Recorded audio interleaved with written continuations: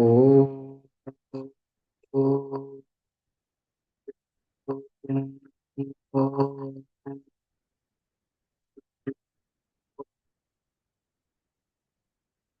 भूर्भुवः स्वः तत्सवितुर्वरेण्यं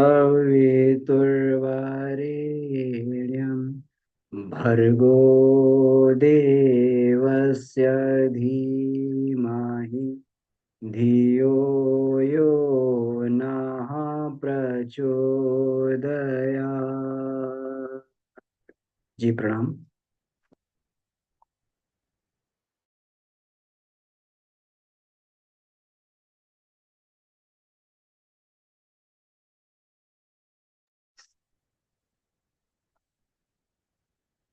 जी, तो आज का जो विषय है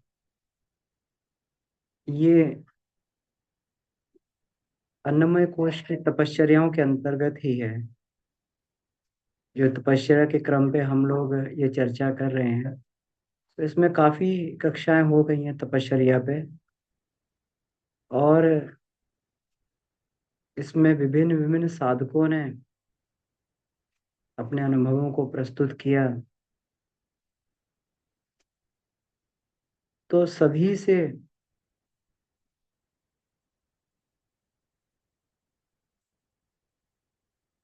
तो सभी से एक बात तो बिल्कुल साफ होकर आती है कि तपस्या से अपनी योग्यता बढ़ती है, शक्ति बढ़ती है, और अपने कुसंस्कार जलकर नष्ट हो जाते हैं।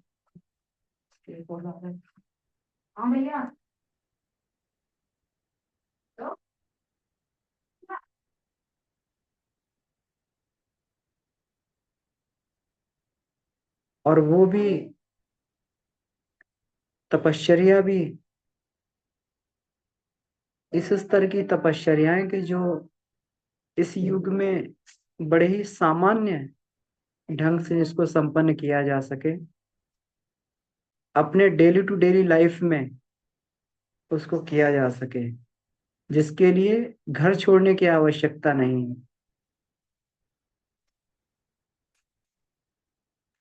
केवल अपने जीवन क्रम में थोड़ा सा परिवर्तन कर लेने से ही उस तपश्चर्या को किया जा सकता है।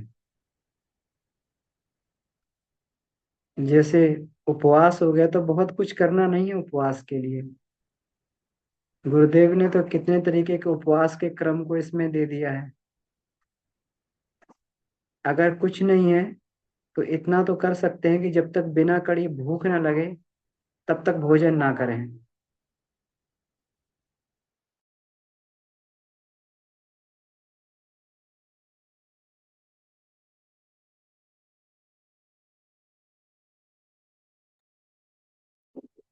बिना कड़ी भूख लगे हुए कुछ ना ग्रहण किया जाए, ना खाया जाए। अनर्गल कुछ भी भोजन ग्रहण ना किया जाए। जंक फूड और तले भुने भोजन को ना ग्रहण किया जाए। तो इसके लिए हमें कुछ करना नहीं पड़ रहा, केवल अपने सामान्य जीवन में थोड़ा सा हेर फेर और थोड़ी सी सावधानी बरतनी पड़ रही है। कर्षण तप है। अभी तक हमारी डिपेंडेंसी तो थोड़ा थोड़ा जो है डिपेंडेंसी कम करके और जो है उसको अपने हाथ से अपना काम किया जाए। इसके लिए भी बहुत कुछ नहीं करना पड़ता। ब्रह्मचर्य तप है, तो थोड़ा सा इंद्रिय निग्रह का प्रयास किया जाए। जो मन वासना में बार बार बहता है उसको वहां से हटाकर और ब्रह्म में लीन किया जाए। ब्रह्म में लीन करने का मतलब अपने अंतःकरण के आत्म तत्व में उसको लीन किया जाए, आत्मस्थित रहा जाए। मौन तप, जिसके बारे में हम लोग चर्चा कर रहे हैं और विषय चर्चा कर रहे हैं। जब तक ये विषय पढ़ा नहीं था तब तक ये प्रतीत होता था कि मौन एक सामान्य चीज है। बस चुप रहो, बोलो मत। हम लोग जब छोटे छोटे थे, शांति कुंज में जाया करते थे, तो मौन साधना सत्र उस समय भी चला करते थे। बताते थे उसमें कि उसमें बिल्कुल बोलना नहीं होता है। कोई बात होती तो लिख कर बात होती है, लिख कर एक दूसरे को दे देते हैं। जब इसके स्वरूप का और पता लगा तो इसमें ये समझ में आया कि लिखने से भी मौन नहीं सकता है। इशारों में बात करना, लिखने से बात करना, उससे कुछ हद तक तो फायदा मिलता है। बहिर्मौन से, उसको बहिर्मौन कहते हैं, कि बाहर हम किसी से बात नहीं कर रहे, बहिर्मौन हो गया। कि जो हमारी जीभ कैंची की तरह चल रही थी, बार बार बात बात में कुछ ना कुछ इसमें बोल रहे थे, कोई विशेष प्रभाव उसका नहीं पड़ रहा था। हमारी शक्ति भी बहुत सारी नष्ट हो रही थी, जो पिछले भी हम लोगों ने कक्षा में चर्चा की थी कि बहुत अधिक बोलने से बहुत अधिक शक्ति नष्ट होती है। जितना कोई व्यक्ति मुंह से बोलने से 1 घंटे में खर्च करते हैं, उतनी ऊर्जा अगर हाथ पैर से करे तो 4 घंटे में उतनी ऊर्जा खर्च होती है जितनी 1 घंटे में मुंह से हो जाती है। क्यों? क्योंकि इसमें मस्तिष्क को बड़ा ही, इसमें ये रहना पड़ता है, बड़ा ही सतर्क सावधान रहना पड़ता है। बहुत ही इस फेज में मस्तिष्क रहता है, बहुत ही काम करने के फेज में इसको कहते हैं मस्तिष्क रहता है बोलने के समय। जब हम लोगों को कुछ मालूम नहीं था इसका, इस चीज को जानते नहीं थे, तो यही सोचते थे बोलने में क्या लगता है, बोलने में क्या आता है, बोलते रहते थे। तो उससे दो नुकसान होते थे। शरीर को तो नुकसान होता ही था।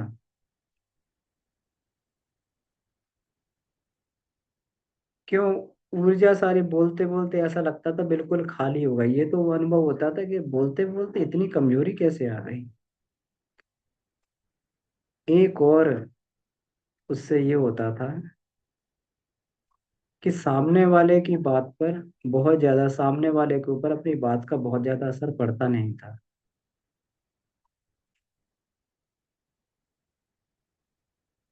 अपने बचपन की ही बात करें तो बचपन में अपनी स्थिति जो है, एक चंचल बालक की स्थिति थी। बहुत ही थोड़ा बड़ा नहीं, बहुत चंचल स्थिति। शैतान बालकों में अपनी गिनती होती थी। चंचल में शैतान बालकों में ऊधम करने वाला, शरारत करने वाले, छोटे रहे थे तो क्लास में कोई भी शरारत करता था, अपना ही नाम पहले याद आता था, इसने शरारत की होगी इसको। कोई भी शरारत करे अपना नाम आ जाता था, इसने शरारत की होगी, ये कोई नुकसान हो इसी ने किया होगा। कोई पास बैठना भी पसंद नहीं करता था। इतनी अनर्गल बोलने की आदत हुआ करती थी कि सामने वाला भी खुद तो डिस्टर्ब और सामने वालों को भी डिस्टर्ब। जबकि ईश्वर की कृपा ऐसी थी कि मेधा बुद्धि थी, तो क्लास में पोजीशन भी अच्छी रहती थी। लेकिन अपने साथ साथ में सामने वाले को भी उसमें लगाए रहना। तो जब कोई महत्वपूर्ण बात भी हम किसी को कहते थे तो वो हमारी बात पे सहज विश्वास भरोसा नहीं करते। गडरिये की कहानी हम सभी लोगों ने सुनी है कि बार बार जो है भेड़िया आया करके वो कहता, गांव वाले आते लौट जाते। जब सही में भेड़िया आ गया तो कोई भी नहीं आया, चिल्लाता रहा भेड़िया आ गया, भेड़ कोई भी नहीं आया। क्यों? अपनी बात का दुरुपयोग किया। तो इसी प्रकार से कभी कोई बात कहा करते थे किसी को, तो कोई विश्वास नहीं करता था, बहुत ज्यादा कोई सीरियस उसको सिंसियरली लेता नहीं था, सीरियसली लेता नहीं था। फिर धीरे धीरे अपनी इसी उस पर ग्लानि होने लगी, धीरे धीरे कि ये तो, और ये हुआ तभी गायत्री उपासना करते करते, साधना करते करते जब बढ़े तो लगा कि ये तो आदत सही नहीं है, अच्छी नहीं है। और इसको फिर जो है इसी में बदला गया कि अपने बोलने की आदत को कम किया जाए। तो ग्रेजुएशन में आते आते बहुत ही इसमें अच्छी वो बन गई, बहुत सारे मित्र बन गए, अंदर गंभीरता बढ़ती गई। पोस्ट ग्रेजुएशन में आते आते इतनी बढ़िया ये स्थिति हो गई, जमीन आसमान का फर्क हो गया, विपरीत स्थिति। इसी से कहते हैं गायत्री साधना साधक के जीवन में कैसे काम करते हैं, अपने अनुभवों से। हम सभी के अपने अपने अनुभव होते हैं। कुछ गलत होने पे, डिफॉल्टर होने पर भी टीचर ये कहने लगे कि इसमें भी कोई ना कोई जरूर कोई अच्छी बात होगी। कभी कभी क्लास क्लास में लेट हो जाते थे, चार छह बालक हमारे साथ में और आते थे, उनको भी एंट्री दे देते थे। अरे ये ऐसा नहीं है, ये अमन कभी लेट नहीं हो सकता है क्लास में, जरूर कुछ ना कुछ रीजन रहा होगा। चार छह लोगों को और एंट्री मिल जाती थी क्लास में, पीजी की बात है। हम लोग समझ सकते हैं कि कितना बोलने का उतना ही प्रयोग, इतनी इतनी सिंसियरिटी का जो है इसमें होने लगा। क्लास में, क्लास भर में, कॉलेज भर में, टीचर्स के बीच में इतनी सिंसियरिटी। कहीं पर भी किसी की क्लास में भी घुस के पढ़ने लगते थे, बैठ के किसी की लैब में भी घुस जाते, कोई टीचर मना नहीं करता वहां पर। और बड़ा प्रेम और स्नेह मिलता था। हम लोग समझ सकते हैं कि मनुष्य अपनी क्षमताओं का सदुपयोग करता है तो उसका जो है अंदर नहीं, उसके बाहर के भी जीवन में उसको कितना लाभ मिलता है। ये मौन को हमने प्रत्यक्ष अपने जीवन में जब, लेकिन इसको पढ़ा, इसको आके तपश्चर्या को पढ़ा, तो फिर समझ में आया कि इसके पीछे क्या विज्ञान। बाबूजी जब भी कोई कार्यक्रम होता था, पंचकोश के कार्यक्रम 5 5 दिन के, बड़ी प्रारंभ की बात है, 2015-16 की बात है, तो बोला करते थे उनकी बात सीधी हृदय पे आके, बिल्कुल ऐसे होता था कि सुन के जैसे व्यक्ति जम जाए, हृदय पे आके स्पर्श करती थी, और जो व्यक्ति जहाँ खड़ा है, जो कर रहा है वहीं खड़ा रह जाता था। क्या ये वाणी का प्राण, वाणी का ओज काम करता था सामने वाले व्यक्ति को। तब समझ में आया कि आज जो नेता भाषण देते रहते हैं, उनकी बातों कोई असर नहीं होता है, कोई सीरियस नहीं होता है। गलती लोगों की नहीं है, गलती है उन मार्ग दिखाने वालों की, नेताओं की, जिन्होंने अपने जीवन में साधना को महत्व नहीं दिया, भोग को महत्व दिया है। इतना भोग करके कि सामान्य व्यक्ति के स्तर से भी उनकी ऊर्जा का स्तर इतना गिर गया है। सामान्य व्यक्ति तो फिर भी जो है अनुशासित रहता है, कार्यक्रम स्थल है, 10 बजे का समय मिला तो 10:30 बजे पहुंच ही जाता है। नेताजी कितने बजे आ रहे हैं? 12 बजे नेताजी आ रहे हैं। तो ऐसे नहीं था कि गांधी बोलते थे कि आज जी जेलों को भरना है, पढ़ाई छोड़ दो। लोग पढ़ाई छोड़ छोड़ के जो भाग भाग के जेलों को भरते थे जाके। लाल बहादुर शास्त्री ने कहा कि अपने देश में अनाज का संकट है, उपवास करो। सब उपवास करने लगे, एक एक दिन सब उपवास करो। आज किसी कोई नेता कह दे, और कोई किसी की मजाल है, कोई कोई उपवास कर जाए कुछ, और सब उपवास करने लगे। शास्त्री जी ने बोला कि देश में अनाज का संकट है, और ये अमेरिका बार बार हमें जो है आंख दिखाता है, ये अनाज नहीं देता हमें, गेहूं देने के लिए जो है उसमें वो करता है हमारे ऊपर, एक जैसे भिखारी कोई भीख मांगता है उस तरीके से एहसान जताता है। मत खाओ, एक दिन संकट दूर होगा अनाज। सबने छोड़ दिया। सुभाष चंद्र बोस कहते थे कि तुम मुझे खून दो, मैं तुम्हें आजादी दूंगा। सब सारे के सारे युवा जो है मरने मिटने को तैयार हो गए। क्या था उनके अंदर? वही तपश्चर्या की गंभीरता उनके अंदर थी, वही मौन साधना उनके अंदर थी। गांधी जी कहते थे जब महत्वपूर्ण निर्णय लिया करते थे, कई कई दिनों तक मौन रखते थे, कई दिनों तक मौन रखा करते थे। और मौन रखने के बाद में फिर जो है और कहते थे कि अगर कोई बात जो है बिना बोले काम चल जाए तो मत ही बोलो उसको। इतनी इतनी इसकी ऊर्जा होती है, जबरदस्त स्तर की ऊर्जा। हम लोग समझ नहीं पाते अपने जीवन में कि शब्दों का क्या महत्व है। गुरुदेव के विषय की बात करें तो क्या कहना। कहते हैं कि ईसा मसीह के कितने शिष्य थे? मुश्किल से 11-12 शिष्य थे जब उनकी मृत्यु हुई तब। बुद्ध को बहुत प्रभावकारी माना जाता, अंतिम प्रभावकारी अवतार बुद्ध को माना जाता है। उनके कितने शिष्य थे? इतना घूमने के बाद उनके 2.5 लाख शिष्य बने। 2.5 लाखों ने बुद्धत्व का अनुसरण किया, बौद्ध धर्म की दीक्षा ली। गुरुदेव के कितने शिष्य थे? 24 लाख। समझ सकते हैं हम लोग। अभी हम लोग पढ़ रहे थे युगदृष्टा का जीवन दर्शन। तो युगदृष्टा के जीवन दर्शन में गुरुदेव बताते हैं कि जो ये काम किया गया, ये 5 लोग जो जो 18 वर्ष में जो काम किया गया, ये 5 लोग पूरी क्षमता से परिष्कृत स्तर के लोग जो उसकी चरम सीमा पर होंगे, उस कार्य की उसकी कार्य क्षमता की चरम सीमा पे होंगे। और वो उस स्तर का व्यक्ति अगर लगातार 60 वर्ष तक एक काम करे तो भी वो काम कंप्लीट नहीं हो पाता जो हमने 5 वर्ष में जो है, 18 वर्ष में ये 5 काम किए हैं। हम लोग समझ सकते हैं गुरुदेव की शक्ति का स्तर क्या रहा होगा। प्राण को बांध दिया था उन्होंने, समय को बांध दिया था। इसीलिए उन्हें महाकाल बोलते हैं। काल का मतलब समय, और महाकाल का मतलब जो समय को बांध दे, अपने हिसाब से समय को करे। जो काम 10 घंटे में होता है उसे 1 घंटे में निपटा। इसी को कहते हैं समय पर पकड़ बना लेना, और समय को रबड़ की तरीके से खींच देना। गुरुदेव ने खींच दिया रबड़ की तरीके से।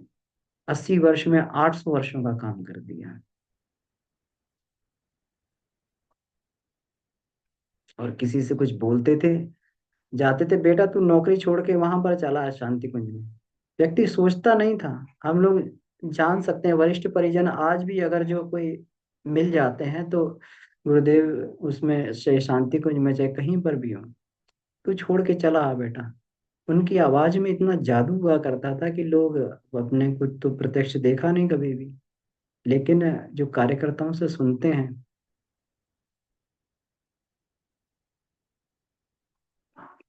कि छोड़ के चले आते थे। एक उदाहरण जो है ये आता है इसमें सुरभि स्मृतियों में। गुरुदेव माता जी के जो ड्राइवर थे उनका नाम अभी ध्यान नहीं आ रहा है। तो पहली बार जब गुरुदेव के पास में गए तो गुरुदेव ने पूछा, गुरुदेव देख लेते थे व्यक्ति के पूरा जन्मों जन्मांतरों तक ये कौन सा काम का आदमी है, जन्म जन्मांतरों तक के उसको वो दृष्टि डाल के देखे, ये काम का आदमी दिखता है।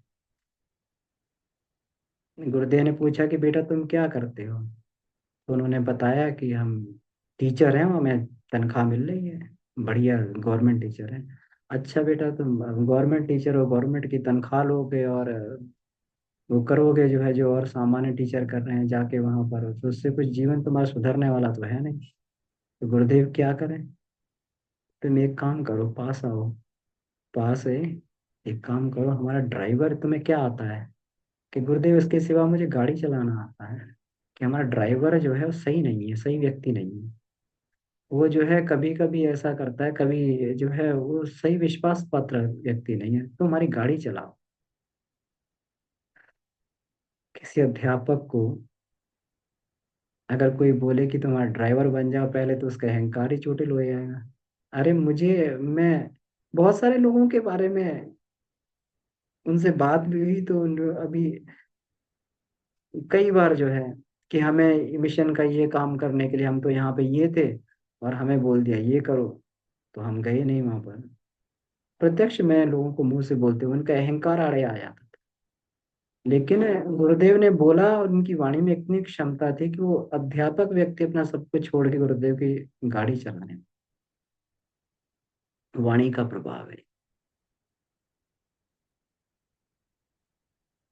इसी को जो है, इसमें योग ऋषि ने कहा है अंतर मौन और बाहर मौन, ये चैप्टर जो बहुत महत्वपूर्ण है, बाहरी मौन और अंतर मौन।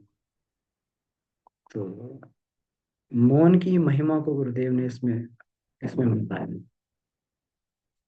इसको हम लोग जो है ये देखें थोड़ा सा कि इसमें कुछ नोट्स हमने बनाए हुए हैं। तो नोट्स को हम लोग ये देखते हैं कि गुरुदेव इसमें क्या कहना चाह रहे हैं।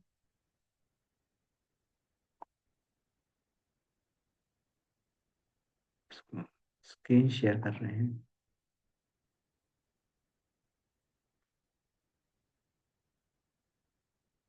Screen share. तो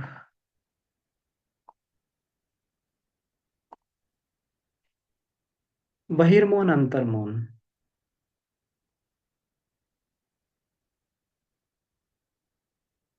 अब गुरुदेव इसमें कहते हैं कि इसमें अभी बहिर्मौन के बारे में बात करते हैं, बोलते हैं कि जो विशेषता खास करके जो ये जीव का अवरोध करना पड़ता है, जीवा का अवरोध करना पड़ता है, तो उसमें किस किस के लिए किया जाता है, क्या इसके बाहरी मौन की बात कर रहे हैं कि असत्य या अनावश्यक वचन ना निकलने का अभ्यास हो जाए, पहला उद्देश्य। दूसरा, वह भी उस स्तर तक पहुंच जाए कि किसी से कुछ कहे वचन अपना प्रभाव छोड़ने लगे। तो इतनी बात तो बन ही जाए कि हम कभी बोलें तो सामने वाला कम से कम ये तो ना सोचे कि यार ये तो हमेशा बकवाद ही करता रहता है। तो इतना तो ये बात बन जाए। और इतनी बात बन जाए तो फिर और भी बात बन जाए कि उसको कुछ सत परामर्श दे दिया जाए, तो उसको जो वो मार्ग पर चलने के लिए भी तैयार हो जाए। अभी पीछे हम लोगों ने कहा था कि उसमें चर्चा की थी, युधिष्ठिर का जीवन दर्शन में चर्चा की थी कि कार्यकर्ताओं का स्तर उस स्तर का नहीं रहा है, केवल प्रचारक मात्र बन के रह गए। उनके अंदर इतनी शक्ति हो, किसी कार्यकर्ता के अंदर इतनी शक्ति होनी चाहिए, इतना तत्बल होना चाहिए, किसी कोई बात कहे तो उसके जीवन का ढर्रा बदल जाए सामने वाले का। इतनी उसके अंदर क्षमता और ये होना चाहिए। तो कम से कम कोई सत्परामर्श दे दें, तो ऐसा सत्परामर्श तो बहुत सारे मिलते हैं यूट्यूब पे, खूब सुनते रहिए, खूब सत्परामर्श होते हैं, लेकिन वो जीवन में कुछ परिवर्तन नहीं कर पाते हैं। वो क्योंकि वो तो यूट्यूब है, एक निर्जीव वस्तु है, केवल बोल रही है। यही यही जो है हाल व्यक्ति का होता है।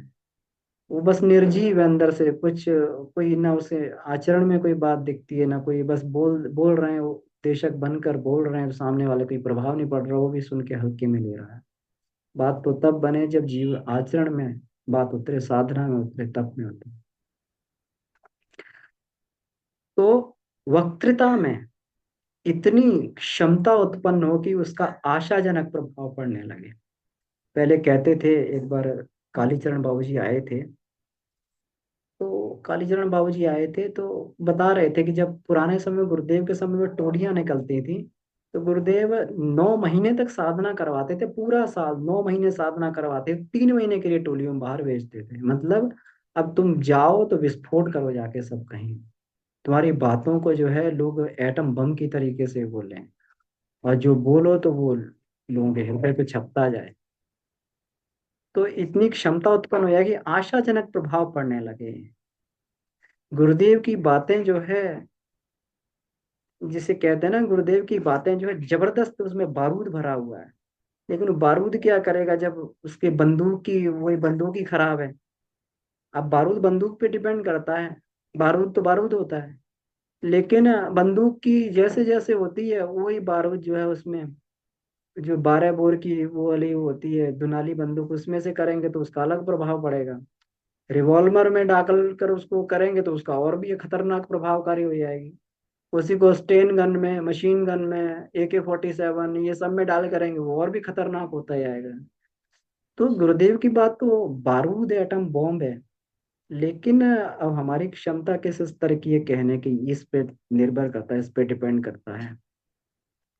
तो गुरुदेव ने कहा है कि वह वाणी किस काम की जिसका कथन कतरनी की तरह चलता रहे। कतरनी होती कुतर कुतर कुतर कुतर कतरती रहती है, तो वैसा नहीं, वो वाणी किसी काम की नहीं। वस्तुतः जो कुछ कहा जाए वह शब्द वेदी बाण की तरीके से काम आ जाए। देखिए गुरुदेव की कितनी बड़ी अपेक्षा है, कितनी बड़ी बात वो साधकों को कहते हैं कि जो बात कही है शब्द वेदी बाण की तरीके से, मतलब जैसे शब्द वेदी बाण जो टारगेट को देखकर वहां जाके प्रहार करता है, जाके कहीं पर भी हो टारगेट, ब्रह्मांड में कहीं पे भी टारगेट हो, छोड़ दिया तो अब वो जो है टारगेट को ढूंढेगा और वहां पे उसको खत्म कर देगा जाके।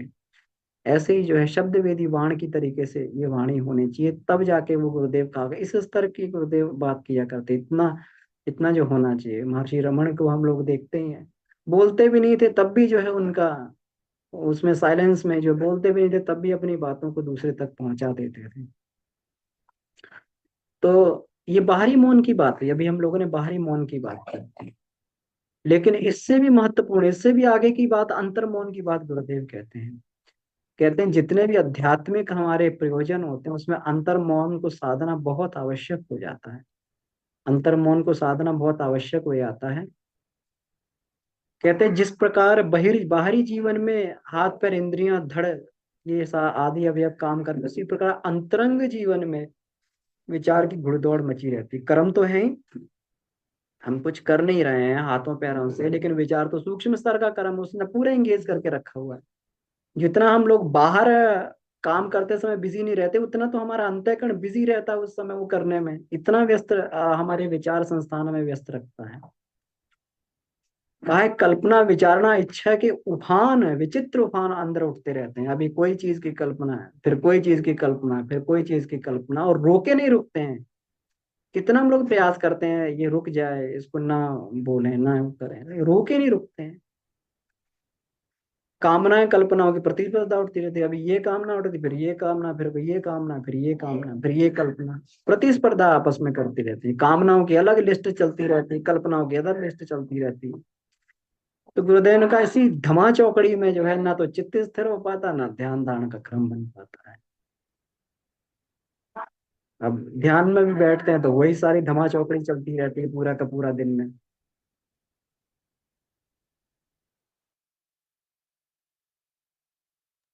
वही धमा चौकड़ी चलती रहती, ना चित्त स्थिर रहता, ना ध्यान लगता। तो ऐसे में फिर उच्च विचारों में प्रवेश करने की गुंजाइश उसमें नहीं रहती है। हम लोग कहते हैं स्वाध्याय हम लोग करते हैं तो उसमें जो है गहराई नहीं आती। गहराई गहराई कैसे आएगी जब अंदर जो है उसमें सब भरा हुआ है, वो सारा कुछ भरा हुआ है, तो जब जगह खाली होगी तभी तो भरेगा। उपवास में जो है आकाश, कहते हैं आकाश तत्व बढ़ता है, जब पेट खाली होगा सॉलिड कम होगा तो आकाश तत्व अपने आप आने लगे, कुछ करना थोड़ी पड़ेगा उसमें। गिलास में से पानी हटा दो तो हवा भर जाएगी। इसी प्रकार से उपवास करते हैं तो वो फिर उसमें कुछ करना, प्राण को खींचना थोड़ी पड़ता, वो है उसका तो सिंपल सा वो है कि भाई हवा खाली हुई तो वहां में पानी खाली होता, हवा भर जाएगी अपने आप, आगे वो अपने आप फील हो जाएगा। ये तो प्रकृति का नियम है। तो अपने आप प्राण बल बढ़ता है, प्राण शक्ति बढ़ती है, निकृष्टताएं खत्म होंगी तो अपने आप वहां पे जो है अच्छाइयां अपने आप आती चली जाएंगी। तो इसमें कहा उच्च विचारों में प्रवेश करने की तब तक गुंजाइश नहीं रहती है, और जब ये इसको खाली करते हैं तो फिर उच्च विचारों में प्रवेश भी मिलने लगता है। परावाणियां पश्यंती वाणियां सिद्ध होने लगती है। तो इसमें कहा है कि नहीं रहती, और ना अध्यवसाय के लिए बनता, नहीं निधिध्यासन के लिए। तो निधिध्यासन को ही स्वाध्याय के बाद निधिध्यासन आता है, खूब उसको खूब ये करो, जुगाली करो उसकी, करते रहो करते रहो करते रहो, एक सेंटेंस को सोच सोच कर जुगाली करते करते उसको जो उसकी गहराई में उसको तह तह तक उसके जो है अनेक आयामों में उसको देखा जाए, नीचे अंदर घुस के कि ये कहने का चाह रहा है। तो कहा कि अगर ऐसी दशा बनी रहती है, अंदर भी पूरी की पूरा तूफान मचा हुआ, तो ऐसे भगवत भक्ति का सुयोजन कैसे बने, कैसे सुयोग बने। तो इसका मतलब जो है कितनी बड़ी बात जो है, कितनी बड़ी ये प्रैक्टिस जो है हम लोगों को करनी पड़ती है इसमें। इस बात को ये गुरुदेव ये कहना चाह रहे हैं कि इस बात को कि कितना बड़ा जो है इसमें हमें ये तैयारी करनी पड़ती है, तब जाके बात बन पाती है किसी के लिए भी। तो अपन ध्यान करते हैं तो ध्यान के लिए जो पतंजलि ने बताया कि ध्यान की शुरुआत हम सीधे उठ के जो है मेडिटेशन के फायदे सुने नहीं कि बस जाके अगले दिन से मेडिटेशन शुरू, ना यम साधा ना नियम साधा, आसन प्राणायाम भी नहीं साधा, ना जो है प्रत्याहार किया ना धारणा की, ध्यान में बैठ के जाए सीधे जाके किसी बच्चे को जो है फर्स्ट सेकंड क्लास में ना डाला जाए, सीधे सेवन्थ में डाल दिया जाए, तो क्या करेगा? वो तो सेवन्थ क्लास का भी नहीं सीख पाएगा, और जो है जो सीखने की क्षमता थी वो भी नहीं सीख पाएगा उसमें जाके, और प्रेशर में दब के बिल्कुल एकदम चूर हो जाएगा। इसीलिए लोग जो है ध्यान में ये है कि करते हैं और करके भाग जाते हैं। 4 दिन मेडिटेशन किया, उसमें तो कोई फायदा नहीं हो रहा है, कैसे फायदा? गुरुदेव ने जो ये तरीका बताया है कि धीरे धीरे शुद्धि करते करते मनोमय कोश में ध्यान को रखा जाके, कि पहले 4 टूलों का अभ्यास अन्नमय कोश में करो, 3 टूल का अभ्यास जो है इसमें करो प्राणमय कोश में, 7 टूल का अभ्यास करने के बाद में फिर जो है जप करो, फिर ध्यान करो, कितना जो है बाद में जाके, तो ये वैज्ञानिक प्रोसेस है। तो भगवत भक्ति का सुयोग कैसे बन पाए जब इतना सब कुछ है? ये सब आंतरिक मौन के लिए सारा कुछ किया जाता है। निर्विचार स्थिति बहुत आवश्यक है, साधक के लिए निर्विचार स्थिति बहुत आवश्यक होती है। इसमें कहा है कि अध्यात्म क्षेत्र की समस्त धाराएं विलीन करके एक केंद्र पर ध्यान करना पड़ता है। बहुत सारे साधकों का ये होता है कि हम लोग उपासना में बैठते तो तरह तरह की सात्विक विचार हमारे दिमाग में उभरने लगते हैं। अब ये भी देखिए, ये भी जो है गुरुदेव ने यहाँ पर भी कितना सजग होने को कहा है। ठीक है, अनेक सात्विकता की धाराएं उठ रही हैं, अनेक चीजें उठ रही हैं, बढ़िया बढ़िया जो है बढ़िया प्रसंग उठ रहे हैं, और बढ़िया बढ़िया सतोगुणी चीजें उठ रही हैं, सतोगुणी विचार उठ रहे हैं, लेकिन उसमें भी कहा है कि उसमें अध्यात्म क्षेत्र की समस्त धाराओं को एक केंद्र में केंद्र पर नियोजित करके ध्यान को करना पड़ता है। इसी इसी स्थिति को निर्विचार कहते हैं, कि मस्तिष्क को निर्विचार करना चाहिए, तब अंतर्मौन बन पाता है। पर यह कहने में, देखिए गुरुदेव खुद लिख रहे हैं, पर यह कहने में जितना सरल है उतना करने में नहीं है। गुरुदेव की लाइन को हमने एग्जैक्टली ऐसे कॉपी कर दिया ताकि कोई चीज हमसे रह ना जाए कन्वे करने में कोई। इसीलिए हमने लिख दिया इसमें कि ये कहने में जितना सरल उतना करने में नहीं है, गुरुदेव इस बात को कहते हैं। तो इसका कितना उसमें करना पड़ेगा? लोग कहते हैं अरे अभी तो खाने पीने खेलने की उम्र है, जब बूढ़े हो जाएंगे वो सब हो जाएगा तब देखेंगे, तब कर लेंगे साधना, तब अध्यात्म में चल लेंगे, तब क्या चलेंगे? सारी इंद्रियां सूख के निचुड़ गई होंगी, सारा खसा कबाड़ दिमाग में भर गया होगा, इसे साफ करने में 2-4 जन्म लगे आएंगे, तो अब क्या होगा?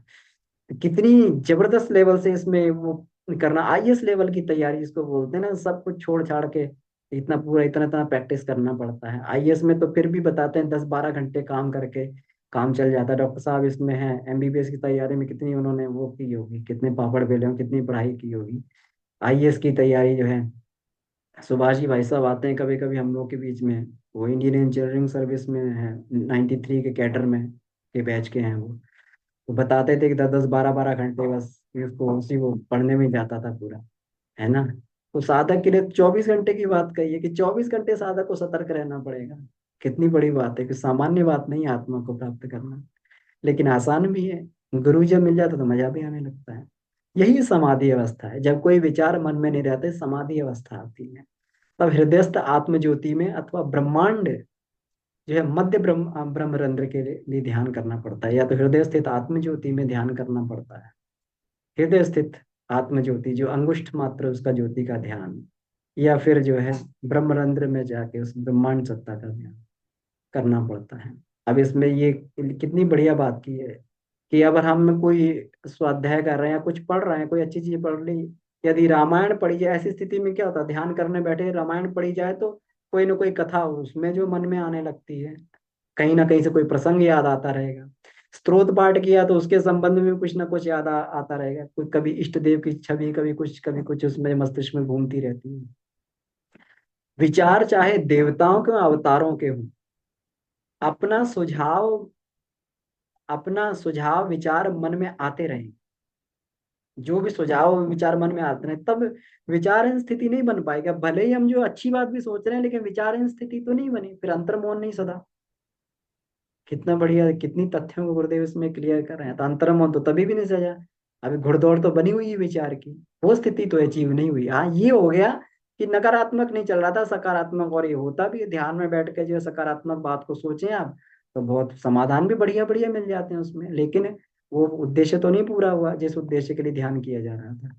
तब इसके लिए समाधान बताते, महाशून्य की निस्तब्धता, महाशून्य, बिल्कुल ऐसे जब सृष्टि प्रारंभ हुई थी, बिग बैंग की तरीके से, कुछ भी नहीं था वहां पे सृष्टि में, कुछ नहीं था।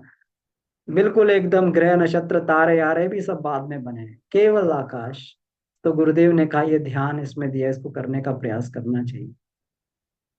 अपने आप को महाप्रलय की स्थिति में शिव तांडव करते हुए, जो शिव तांडव होता है ना, तो सारी की सारी प्रलय आ जाती है और उसके बाद कुछ नहीं होता। कहते हैं कि पौराणिक भाषा में कहते हैं कि चारों तरफ जो है जल ही जल, जो है पूरा का पूरा जल प्लावित हो जाती है, सब पूरा वो खत्म हो जाता है, चारों तरफ पानी पानी सब दिखाई देता है। तो महाप्रलय की स्थिति में जो है कुछ भी नहीं है उनका, कि आकाश में सूर्यवत एकाकी चमकते हुए का ध्यान करना चाहिए। जो लोग आत्मानुभूति योग का ध्यान करते हैं वो भी इसी तरीके से अपनी आत्मा को जो है नीले आकाश में चमकता हुआ देखें। अपनी आत्मा को नीले आकाश में चमकता हुआ देखें, वो हमारी आत्मा, और वहाँ कुछ नहीं, नीला आकाश है। गुरुदेव ने एक जो है गायत्री का सर्वश्रेष्ठ ध्यान, गायत्री महाविज्ञान भाग 1 में दिया हुआ है, तो उसको पढ़ के उस पर भी प्रैक्टिस किया था, बहुत अच्छा ध्यान है वो। उसमें कहा है कि पूरे नीले आकाश में केवल एक ही जो है नक्षत्र पिंड, जो है एक ही तारा पिंड को चमकता हुआ देखें वहां। उसमें काले काले एक धब्बे का ध्यान करें, काला काला एक जो है उसमें एक स्पॉट का ध्यान करें। जिस प्रकार से होता है ना चांद में कई स्पॉट होते हैं, सूर्य में स्पॉट है, ऐसे स्पॉट का ध्यान करें। उसी पे ध्यान टिकाते टिकाते धीरे धीरे धीरे धीरे जब उसको बड़ा करेंगे, तो उसी में देखें गायत्री माता की छवि को, धीरे धीरे वो काला स्पॉट बड़ा होता जा रहा है, वो गायत्री माता की छवि में बदलता जा रहा है। और वो अब धीरे धीरे चल के वो गायत्री माता की छवि इतनी स्पष्ट होगी, फिर इतनी स्पष्ट होते होते वही जो है फिर आगे चल के वो गायत्री माता जो है अलग अलग तरीके से हमसे, उसकी अलग अलग हलचलों से, उसकी मुखाकृति से, कभी क्रोध करती हुई, कभी प्रेम के दर्शाती हुई, कभी किसी तरीके कभी से दिखने लगती है। वो केवल ऐसा कुछ नहीं है कि वो हो रहा है, वो तो हमारी अंतःकरण की भावना का आरोपण है उसमें। तो ऐसे करके जो है बिल्कुल एकदम निखिल आकाश का ध्यान, और कहीं कोई कुछ नहीं है, तो वही ध्यान इसमें करने के लिए बोला है कि अपनी आत्मा को चमकता हुआ पिंड माने और चारों तरफ नीले आकाश का ध्यान करें, महाप्रलय की स्थिति का ध्यान करें कि संसार में कोई ना कोई प्राणी ना पदार्थ है। किसके बारे में? जरा भी मन में चिंता है कहीं, ये तो है ही नहीं। जरा भी मन में चिंता है, ये तो है ही नहीं यहाँ पर, ये तो है ही नहीं, इसकी एग्जिस्टेंस ही नहीं। कोई व्यक्ति जो है जब तक जीवित होता है तभी तो हम उसके बारे में चिंतन करते हैं कि वो ऐसा है वो ऐसा है। कोई व्यक्ति मर जाए तो उसकी यादों को लेकर कब तक चिंतन करेंगे हम? नहीं करेंगे। 2 दिन आएगा, 4 दिन आएगा, फिर तो ये आएगा वो तो मर गया, उसके बारे में क्या सोचेंगे?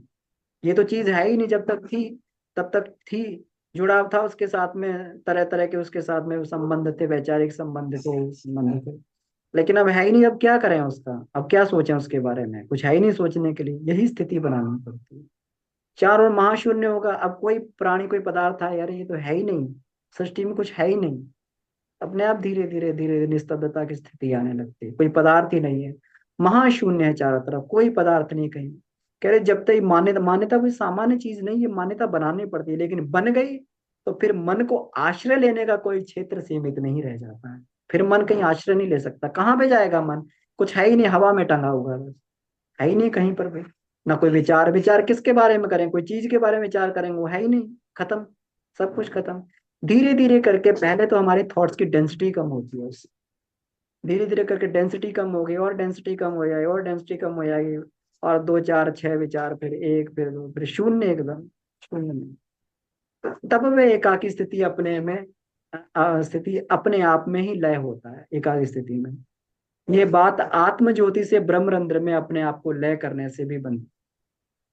इसमें काया का विस्मरण करना पड़ता है। अब काया का विस्मरण करने के लिए अब ऐसे तो नहीं हो जाएगा, जब तक वो सारी प्रैक्टिसेस नहीं की गई, आसन प्राणायाम सारी प्रैक्टिस नहीं की गई, तो काया का विस्मरण कैसे होगा?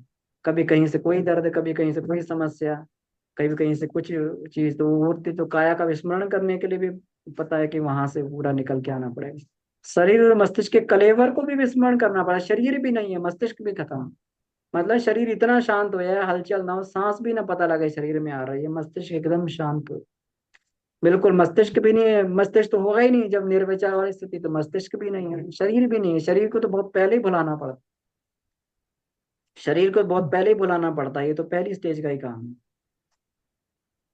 तो यदि काया का स्मरण बना रहा तो मन को उस अवयव में बिखेरने की आशंका रहेगी, तो अगर ये विस्मरण बना नहीं हुआ, स्मरण बना रहा, तो फिर जो है अगर काया का भी स्मरण बना हुआ है कि अरे ये जो है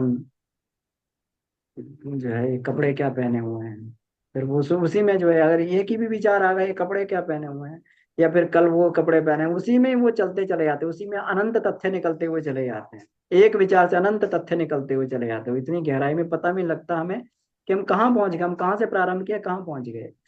तो कई बार ये हमारे मन में भी आता था कि हम फिर आता ध्यान में यहाँ तक पहुंचे कैसे।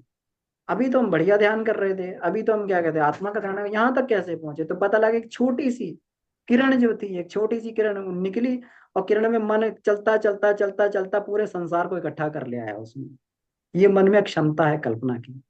तो ये जो है फिर बैक में जाते कि आया कहाँ से था ये हम यहाँ तक पहुंचे पहुंचे कहाँ थे, फिर बैक में जाते उसको रिवर्स करके देखते यहाँ से ये यहाँ से ये यहाँ से कड़ी जुड़ते जुड़ते पता लगता है अरे इतनी छोटी सी बात से जो है ये हो गया। तो व्यक्ति सावधान सजग रहता है ध्यान करते समय, छोटी सी बात पर भी बिल्कुल एकदम जो है, तभी जाके ये स्थिति बन पाती है। तो इसमें यही बताया गया कि इस प्रकार का वाणी का संयम करने के लिए हर साधक को बाह्य और अंतर्मौन की तप साधना के लिए कुछ घंटे प्रतिदिन निकालने चाहिए। तो ये हमें ये करना चाहिए, प्रैक्टिस है, बहुत ही बढ़िया है, बहुत सुंदर चैप्टर है। इसके बारे में और भी अधिक इसमें पढ़ा जा सकता है वाङ्मय नंबर 13 में। बिल्कुल इसी तरीके से यही चैप्टर का नाम है अंतर्मौन और बाहर मौन। तो ठीक है, तो चर्चा को यहीं समाप्त करते हुए अगर इसमें कोई प्रश्न या अनुभव बनता है तो उस पर हम लोग चर्चा कर लेते हैं जी।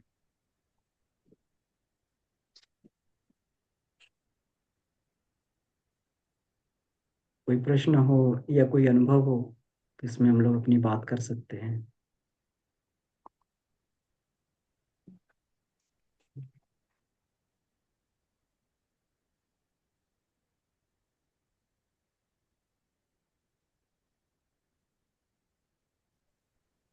जी भैया प्रणाम। सभी को प्रणाम। दी प्रणाम।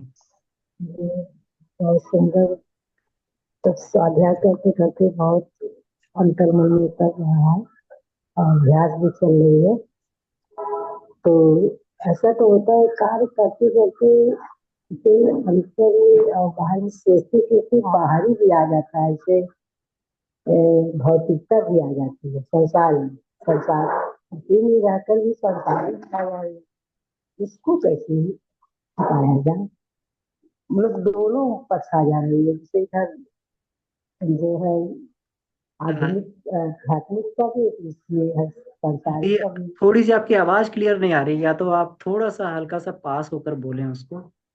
तो जैसे आप लास्ट में आपने पूछा था कुछ तो समझ में आ रहा है, लेकिन लास्ट में जो आपने कहा उसको फिर एक दो उसको जी दोबारा कह तो देंगे थोड़ा सा वही पास में। वही भैया कह रहे हैं ना, संसार जैसे कार्य करते करते मतलब संसार में तो करते ही हैं, लेकिन उसको अध्यात्म में बदलते हैं। तो जो जैसे उसको मतलब अध्यात्म के तौर पर उस संसार को कैसे हटाया जाए, और तो आ जाता है बार बार, उसको हम्म। कैसे हटाया जाए। इसीलिए इसीलिए इसको कहते हैं कर्तव्य भावना से कर्म करना। हम लोग तभी जो है संसार में आते हैं जब हम ये कहते हैं कि हम कर रहे हैं। जब हम्म, कोई भी काम को जो इस तरीके से किया जाए कि हम कर रहे हैं, और जब हम करेंगे तो फिर हम कर रहे हैं हमें ऐसा करना है, तो फिर उसमें ये होता है कि फिर हमें पूरा ये देखना पड़ता है इसका जो पूरी की पूरी उसकी उधेड़ बुन और पूरी की पूरी वो बनानी पड़ती है, सारी की सारी हमें जो है उसकी रूपरेखा बनानी पड़ती है। और जब ये धारणा को बदल के हम लोग कर लें कि ये तो ईश्वर ने ड्यूटी दी और ईश्वर का काम कर रहे हैं, जैसे हमें ईश्वर ने बताया नौकर का क्या होता है। अब उसमें जो फौजी होते हैं उन्हें तो आदेश दे दिया कि तुम जाओ और वहां पर जो है लड़ो जाके। और उनको एक प्लानिंग थोड़ी बनानी है, उन्हें तो बस लड़ना है जाके वहां पर, प्लानिंग बनाने कोई ऊपर होता है। तो हम लोग यही मान रहे हैं कि ऊपर वाले ने तो प्लानिंग बना दी, हम तो केवल अपनी स्थिति को बेस्ट परफॉर्म करना है, जो सामने आ रहा है उसको बेस्ट करते जाना है, बस इतना ध्यान रखें। ईश्वर को सर्वव्यापी न्यायकारी मानकर उसके अनुशासन को अपने जीवन में उतारेंगे, पहला ही सूत्र है ये। हम्म, तो अगर सर्वव्यापी हम्म, न्यायकारी मान लिया तो फिर हर जगह ईश्वर है, ईश्वर का काम है, तो फिर जाएंगे कहाँ पे। जब कण कण में बहुत ईश्वर है, सुंदर। जो काम कर रहे हैं उसमें भी ईश्वर है, फिर कहाँ जाए, फिर मन भाग के कहाँ जाएगा। जी भैया बहुत सुंदर। आप इतना तो आता ही है, लेकिन वही बस ध्यान जो काम बिल्कुल। कर रहे हैं तो उससे तो ध्यान को लगना ही है। जैसे हम आपका सुन भी रहे हैं, इधर रसोई में चाय है, पानी है, सब बन रहा है सबके लिए। तो वही पूछ रहे कि ध्यान इधर भी है उधर भी है। तो थोड़ा यही समझना चाहते थे बिल्कुल। कि इससे तो इतना तो हो ही जाए, इतना तो हो सकता है। तो मेरे समझ में हाँ, तो यही आ रहा है कि मतलब दोनों हो रहा है।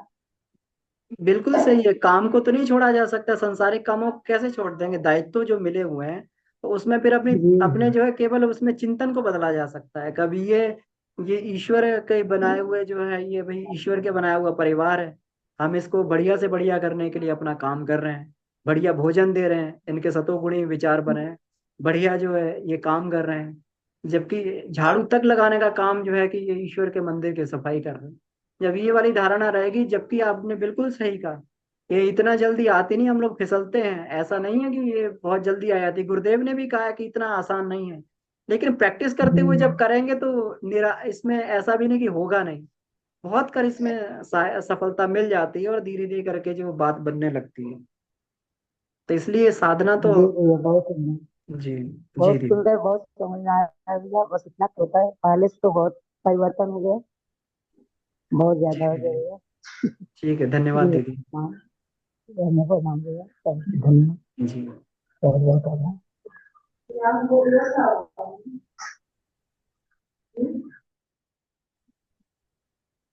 हाँ भैया, जी डॉक्टर साहब सभी प्रणाम। को प्रणाम। बहुत बहुत सुंदर टॉपिक चल रहा है, इतना गूढ़ कि बस। तो गुरुदेव के जो तप में ऐसी शक्ति है कि अभी भी जो उनके लेख है ना पुराने 80s में उन्होंने लिखे थे उद्बोधन, वो अभी भी पढ़ के रोंगटे खड़े हो जाते हैं, आंखों में आंसू आ जाते हैं और क्या कर डालें ऐसा जोश आ जाता है।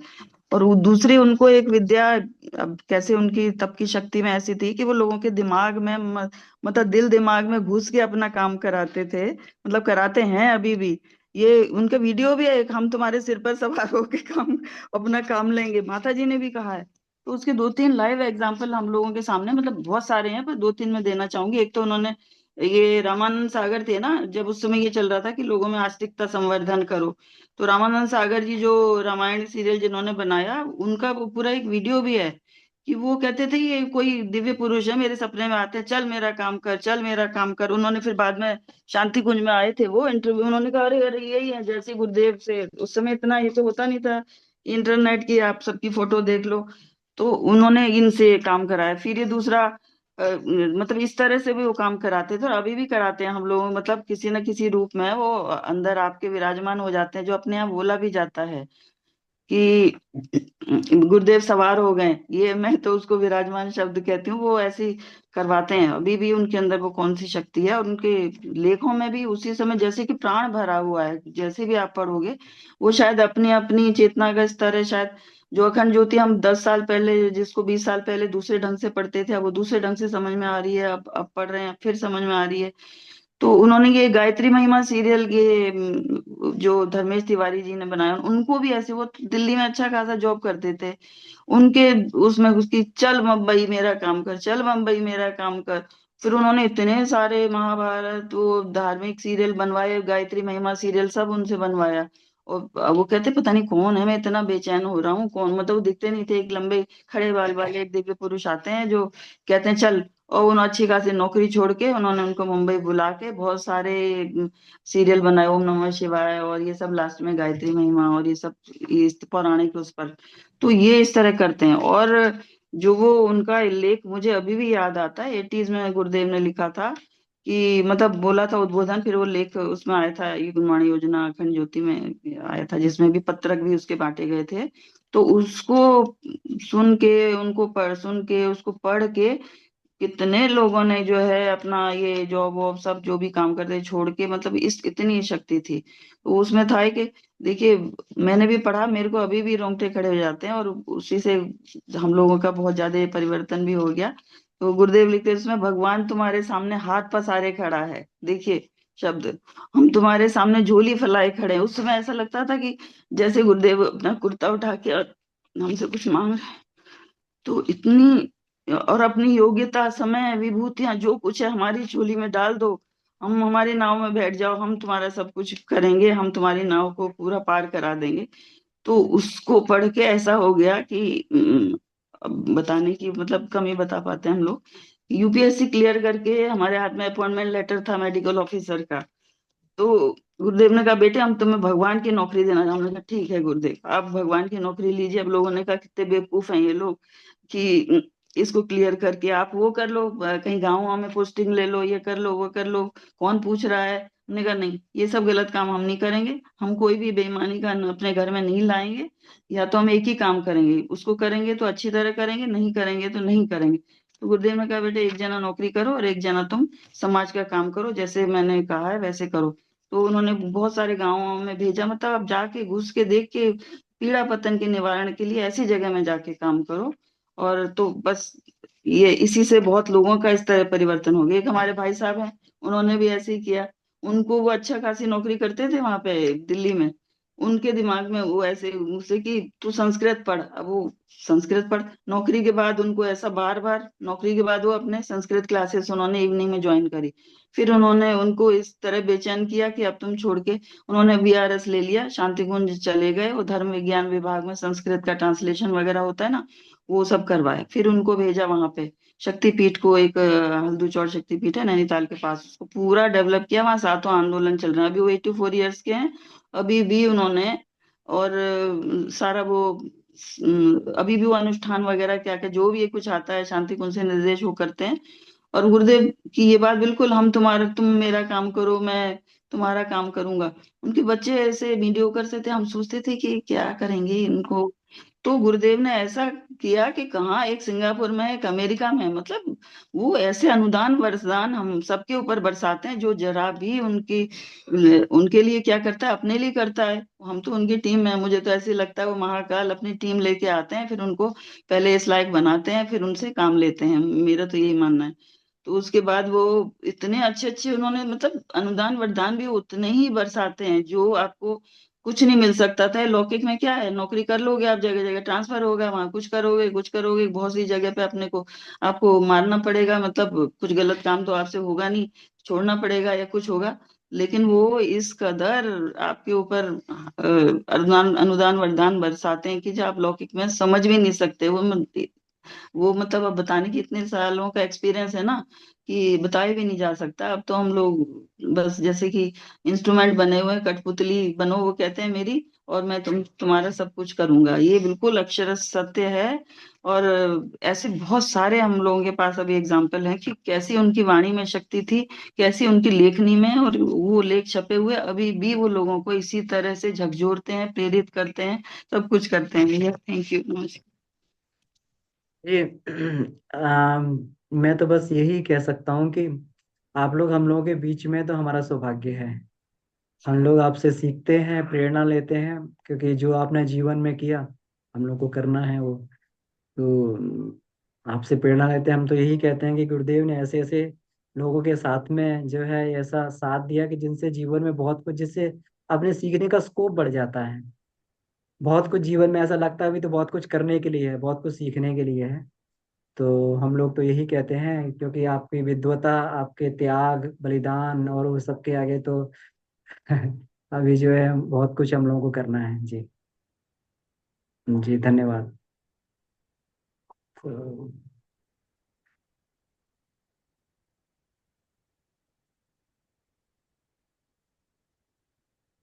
तो ठीक है, अगर कोई कोई प्रश्न ना बनता हो अब आगे कुछ, अगर कोई अपनी बात ना हो तो फिर इसमें समय भी हो गया है, तो इसको फिर यहीं पे हम लोग समापन भी कर सकते हैं।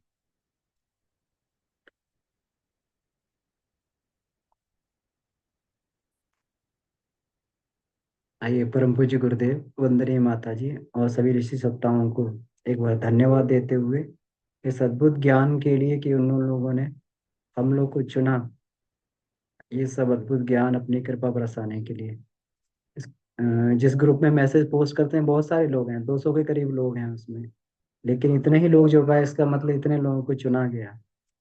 तो ऐसी कामना के साथ हम लोग इसी तरीके से आगे भी बढ़ते रहें। तो परम पूज्य गुरुदेव, वंदनीय माता जी, सत्ताओं को धन्यवाद देते हुए शांति पाठ करते हैं। ओ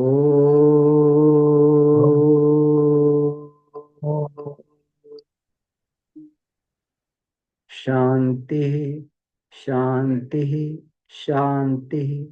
समाप्त। प्रणाम। जी, सभी को बहुत बहुत आभार, धन्यवाद। प्रणाम भैया, प्रणाम सभी को। प्रणाम।